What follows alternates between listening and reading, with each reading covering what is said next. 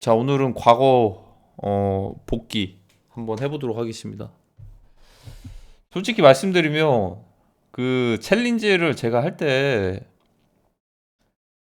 확실하게 유동성이 들어오는 상황이면 저는 정말 다 발라먹을 자신 있거든요. 그러니까 전반적인 이 코인이 어떻게 되고 이런 흐름들에 대해서 어느 정도를 인지를 하고는 있어요. 그러니까 사람들이 어디에 쏠리고 언제 빠지고 이런 것들 몇몇 잡코인들을 제외를 하고는, 그래서 단기적으로 딱 목표를 설정을 해서 챌린지를 했던 적이 많았던 것 같습니다. 물론 그 챌린지를 했을 때 청산된 적도 있고 잘 된 적도 있고, 올해는 기록을 하나 세웠던 게 있습니다. 한 일주일 만에 9,999% 수익률을 달성을 했거든요. 이거는 그 맥시 거래소인데 지금은 맥시를 잘 안 써요. 왜냐하면 맥시가 요즘에는 알트코인 선물 그 진입하는 포지션들을 대폭 줄였더라고요. 그러니까 예전이면 어 3만 달러 정도 들어가고 5만 달러 정도 들어갈 수 있었던 것들이 레버리지를 사용을 해서 요즘에는 500달러, 200달러 이렇게밖에 못 들어가게 됐어요. 그래서 보통은 이제 맥시의 장점이라고 한다면은 바이낸스나 바이비트 같은 메이저 거래소 가기 전에 그, 그 메이저 거래소 타기 전에 신생들을 좀 골라낼 수 있었던 거래소 중에 하나이기도 했거든요. 뭐 여러 논란들이 있긴 했지만 저는 사실 뭐 맥시의 그 자본금을 봤을 때는 굳이 뭐 이제 논란거리를 만들 필요가 있을까 이런 생각도 들어요. 왜냐하면 준비금만 5조가 넘게 있기 때문에. 그래서 예전에 페페코인도 처음에 맥시에서 시작을 했고 봉크도 맥시에서 시작을 했어요. 분명한 거는 그 뭔가 좀 민코인들이 초창기에 발견됐던 것들의 첫 시작은 맥시에서 시작을 했었다. 그래서 좀 자주 사용을 했던 것 같긴 한데 요즘에는 잘 안 씁니다. 근데 이제 그때 당시에는 몇 개월 전만 해도 썼을 때는, 자 여기 보시면 이것도 누적 손익 일주일 만에 9,999%. 제가 이거 말씀드리는 이유가 있거든요. 희망을 잃지 마시라는 말씀. 최근에 청산당하시고 아니면 손실을 입으시면서 강제로 존버하고 계시는 몇몇 분들도 계실 겁니다.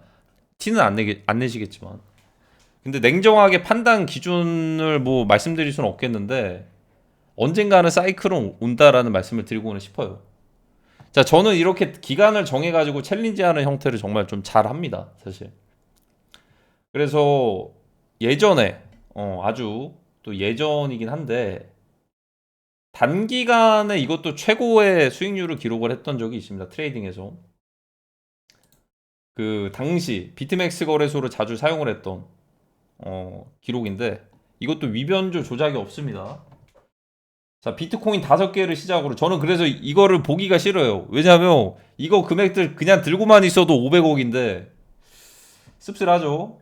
당시에는 근데 비트코인이 1,000만 원이었으니까 비트코인 5개로 2019년 6월 28일을 시작으로 21개, 61개, 100개, 136개, 일부는 좀 140개 정도 출금을 했고요. 250개, 그리고 333개, 580개. 여기서 한 340개 정도 출금하고서 여기서 일단 커트를 했습니다. 7월 31일에.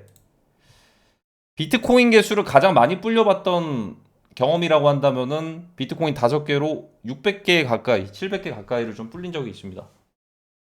6월 28일이죠. 이때는 좀 텀을 좀 길게 잡았는데 이때는 시간적으로 여유가 좀 있었어요. 그러니까 제가 확실하게 보는 포지션들을 잡아놓고 다른 일들을 할 수가 있었습니다. 그때는 돈이 따라오게끔 만들었어요. 그러니까 제가 돈을 쫓아가지 않았습니다. 그래서 나는 만약에 지금 당장에 변동이 없어?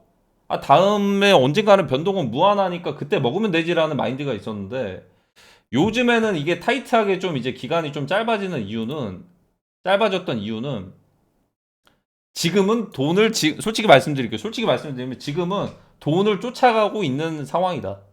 예전처럼 막 몇백억 굴리고 그런 게 아니기 때문에, 그렇다고 해서 멘탈적인 타격이 지금은 없어요. 개인적으로는.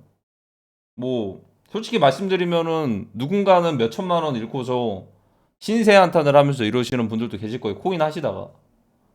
근데 그 분들의 이제 개개인의 사정에 따라서 그게 또 이제 체감하는 것들이 좀 다를 수도 있는 건데 저는 그걸 좀 희망을 좀 드리고는 싶었어요. 어떤 거냐?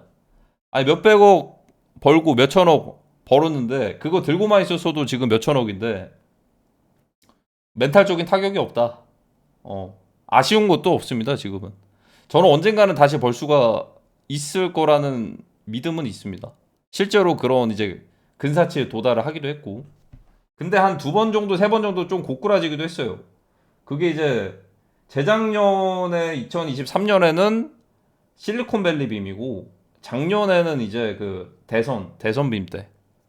한 번씩 임팩트 있게 치고 나가다가 여기서 한 번만 더 퀀텀 점프를 하면 바로 한 이제 진짜 한 몇백억 단위가 될 수가 있었는데 크게 좌절을 하기도 했습니다. 근데 저는 그게 또 무한하다라고 생각이 들지도 않습니다. 이게 영원한 건 없다. 영원히 이걸 그러니까 이제 근데 그건 있죠. 한 번 벌어본 사람이 다시 버는 것들에 대해서는 다른 사람들보다는 접근하기는 쉽다. 경험을 해본 사람. 예를 들어서 이게 뭐 전교 1등 이런 건 아니겠지만 전교 1, 2등 한 사람이 다시 1, 2등 하기 쉽잖아요. 한 번 해본 사람이. 근데 이제 그 한 번이 어려운 거지. 한 번 해보면 그 이제 노하우라든지 그 루틴이라든지 이런 것들을 알고 그 과정에서의 뭔가 체화가 되는 것도 있다 보니까 저는 이걸 말씀드리는 이유 중에 하나는 지금 전반적으로 코인 시장이 정말 매우 어렵죠. 근데 앞으로 더 큰 재앙 같은 상황들이 들이닥칠 수도 있을 거거든요. 거기에 너무 좌절하지 마세요. 만약에 혹여나 저희 또 이제 패밀리 분들은 제가 선물 거래까지는 말씀을 안 드렸어요. 굳이. 그냥 현금화 하시라. 알트코인들 지난번 대비 저점 대비해서 더 떨어질 수도 있다. 근데 혹여나 또 이제 물려있는 자산들이 있을 수도 있어요.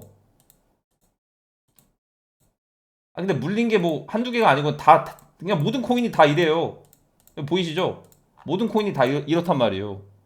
뭐 시바이누부터 해가지고 다 이래요. 그러니까 어차피 물린 자산은 솔직히 의미도 없습니다. 그것들 구출해주면야 다행인데 해준다라는 100% 확신도 없고요. 상장 폐지가 안 되면 다행이에요. 그리고 지금 알트코인의 공급량이 너무나도 많기 때문에 차라리 그런 것보다는 그 하나의 코인의 사랑에 빠져가지고 물타기를 무한으로 하는 경우가 있거든요.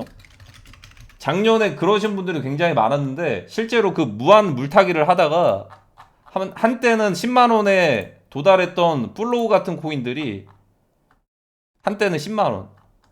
그게 2,000원 갔다가 1,000원 갔다가 500원 갔다가 지금 200원이에요. 이건 거의 상장 폐지를 넘어서서 그냥 이제 발톱대예요. 발톱대. 발톱대 수준. 어. 99.99%다 이거는. 그러니까 이거는 1,000만 원 들어간 게 이게 10만 원 되고 이런 것들이란 말이에요. 이런 케이스들도 많습니다. 근데 솔직히 말씀드리면 한번 대규모 상장 폐지가 오기도 해야 돼요. 그래야지 유동성이 쏠리기도 하니까.